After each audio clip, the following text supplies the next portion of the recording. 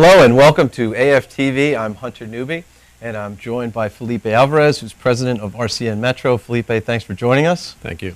So we're at ITW here. It's May 2010 in Washington, DC. Big carrier conference. And obviously there's a lot going on in the industry, and I'm glad that you could join us so we could discuss a couple of topics relative to fiber and backhaul and Ethernet and infrastructure in general. So the first question is, what's the relationship between dark fiber and backhaul in general to you? To me and to us, RCN Metro, because we're a facilities-based provider, backhaul and fiber are so joined together you cannot distinguish one from the other, basically. Backhaul, and it could be what I would call pure backhaul in a metro environment, backbone services as well as intercity, has to be on fiber. And then if you look at some recent developments in terms of getting out to the cell tower and backhauling that traffic back in, and with the emergence of all of these 3Gs, 4G, and all of the apps that are being driven through the wireless devices, it's an essential component of it. So when I think backhaul, I think fiber automatically. It's almost like a no-brainer. Right. You don't have to explain it beyond the fact that the two are together. Right. So that actually leads into the second question. So what does wireless backhaul impact, how does it impact that relationship and your business specifically, the wireless component? The wireless it's just another bandwidth feeder, basically. I mean, we do business in financial services, and that's a huge bandwidth consumptor with us. We do business with the wireline carriers, and that's another huge amount of bandwidth. Wireless is perhaps the most interesting one because it's evolving from core backhaul between metsos or switching points and data centers, and it's extending out to the cell tower. And what's happening is that edge demand, which is go through the roof, if it hasn't already, I think is going to increase even more dramatically. It's going to require that you add additional capacity, which typically means that you upgrade your technology platforms, but you also do some additional fiber build-outs. Many of the cell sites nowadays don't have that kind of capability. They're still being fed through copper. So we see it as a huge potential over the next 2 to 3 years. Excellent. So what role does Ethernet play in the present and future? Ethernet is truly the fabric. It's going to be the fabric of the future. We haven't seen heavy migration in the last 5 years, let's say, from TDM, traditional TDM, to Ethernet, but we've seen the pace pick up in the last couple of years, especially in what I would call the leading edge applications. Financial services, all of their trading platforms require Ethernet. Cell tower access is migrating from TDM to Ethernet. And even 18 months ago, 12 months ago, the wireless carriers were not talking about pure Ethernet yet. Right. But we have gotten in the past, probably 3 months, a series of requests to look at just completely foregoing an interim step of doing a hybrid TDM Ethernet, going primarily to Ethernet, nothing else, all fiber-based. So I think for us, being an early entrant into Ethernet, we developed our own, we provided our first circuits in late 2002, and now we have probably about 30% of our revenue, on a $200 million a year revenue stream comes from just pure Ethernet services. We just see it continuing to grow, and I think when I talk about being the fabric of telecom in the future, I mean, that's what it's, in essence, the way we consider it. That's excellent, 2002. So you've been a big Ethernet builder supporter for a long time. I have seen the highs and the lows of Ethernet. More highs than lows, I hope. Yes. So finally, last question. Do you believe that the United States has the physical infrastructure it needs to support all the Ethernet-based requirements for transport and backhaul? And if not, what needs to be done? I can't say that I agree 100% that it has it. I think it's probably somewhere between 50 and 80%. There are areas that are completely built out for Ethernet, and the capabilities there, whether it's from the local incumbent or from players like Metro, who provide an alternative to that. There are other areas where it's spotty but emerging. So I think we're not quite there. It's enabled enough that I think you can do very well from a business side buying Ethernet across the entire U.S. footprint, but we still have some areas that I think need to get more saturated, more dense deployment of Ethernet. So Ethernet deployment, and then its relationship to wireless backhaul in general, and then fiber. Without the fiber infrastructure, there is no wireless backhaul, Ethernet support necessarily. So what do you think in terms of what needs to be done in terms of infrastructure investment, that getting from the 50 to 80% or higher, what's the time frame that we're talking about to get that done? Is it done by Metro? Is it done by a whole lot of people independently? Are we looking at a year, 2, 3, 5? I think you're looking at probably 3 to 5 years, Mhm. and then there's some areas that are going to take however long it might take for it to be economically viable. In some places, we're a for-profit organization. We go where the money Right, is. right. So as long as that's there, we'll build out and we'll do the economic right thing for RCN Metro and the investors. In some areas, I think you're going to have a consortium of people doing this, Right. or a provider that actually enables it as an underlying fiber infrastructure allows that to happen, and then other service providers right on top of that to actually make it open, basically.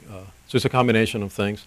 I am not a firm believer in the government getting involved in things. Yeah. Although it's interesting that through the BTOP funding and the NTIA funding, I think that's going to fuel some interesting deployments, perhaps in not only rural areas, but areas that would have taken longer Right. to develop from an Ethernet service provider perspective, become a little more viable in the short term.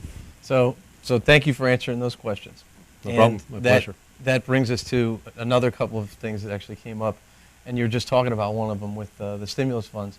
Yes. So I understand RCN Metro was involved with the Open Cape project that was awarded stimulus funds, and I'm a big fan of that myself. It truly is an island that needs to be connected, although an island very close to a major city. And but explain a little bit about Open Cape and your involvement in it, if you will. Sure. Open Cape is a not-for-profit organization that was looking to develop an alternative to the incumbents in Cape Cod and the surrounding islands. And that alternative was to enable a more economically viable package of telecom services that would enhance the quality of life of the community, as well as enable businesses to grow and attract business development. So they put out a bid. We bid on the ability to actually design, construct, and then operate the network for them. We were one of 12 bidders who were selected as a winning bid, and that was based on what we call our experience in doing this. That's what we do every day. We build things, right? So we build rights of way, we build the fiber, we build services on top of that for our customers in either individual situation circuits or fairly massive private networks for financial services firms, let's say. So we were awarded the bid. They were funded, earlier this year by the BTOP funding. It's a $32 million fund, basically, a grant that were awarded. So we're going to be constructing a 350-mile network that connects southern Massachusetts to Cape Cod and the islands. So it's fiber. It's some microwave facilities, which come in with total emergency situations and ensures viability in hurricane season, let's say. Co-location center, and then a middle mile component, basically, that enables others to build laterals off of it. And besides constructing this thing, we're going to operate it in their behalf. And the last thing I'll say is it's good for us, but it wasn't just that Open Cape selected us. We looked very carefully at a number of opportunities, and we liked Open Cape because they had a very good structure to get at the money, and they had a very good story as to what they wanted to do with it. So we felt that it was a very good fit with what we do. Do you see it as a template for other areas that could sort of follow suit? Obviously, broadband islands and middle mile and backhaul, it's a good example. There's a lot of landlocked islands of broadband throughout the United States. Could you use this as an example to lay over on top of those? Yes, I think it's one of the best that I've seen in the application process, and I think some of the ones I watched out of Phase 1 may look at the model that Open Cape had and how to work with a private sector company, basically, and come up with a collaborative way of doing it. So I think it's a good model. It works, and the money comes from, as I said, we're getting some of our own taxes back, so you can't beat that. That's good. We'll put it to good use. I trust you with those tax dollars. Oh, thank you. So in the few minutes we have left here, so you mentioned financial trading applications before. So why don't we touch on that? How does RCN Metro play a role in financial trading, as it relates to Ethernet-based services? RCN Metro is a combination of 3 different companies, and one of them was Connect Communications, who had we were very early into building out networks for financial services. Our first major customer was the New York Stock Exchange. We gave them a high availability, fully redundant network that became essentially safety, which is their trading highway, if you will.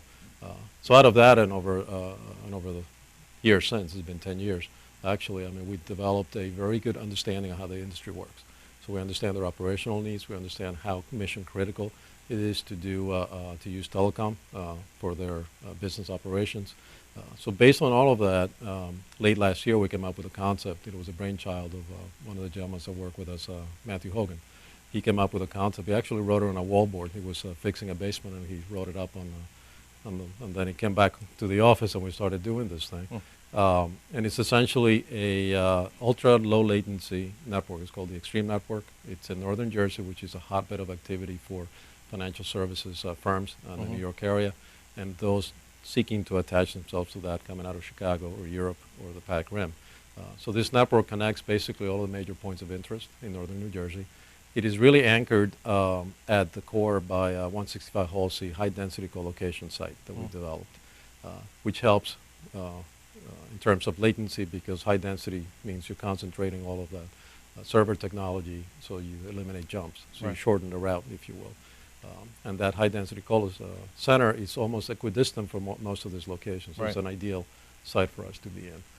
And with the Extreme Network in combination with that and our connectivity to Chicago, which we are looking to shore up a little bit more, and the low-latency metro network that we have in Chicago is starting to develop a story that says, for me, this is what I call the triple play. I mean, we really have a very good core. The Extreme Network, it's for the technology buffs. I mean, it's ROADM-based, it's EWM-based.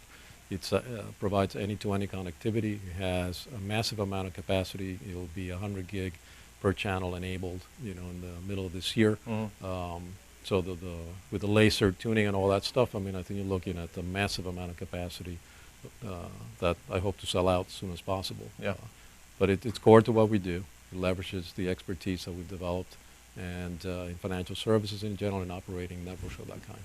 That's excellent. I think you have some bright prospects there Between Open Cape and wireless backhaul and the financial trading services. Yes, we're busy. Felipe, thank you very much for joining us on Thank you, AFTV, and I hope to see you again sometime soon. Yes, thank you. Thanks a lot.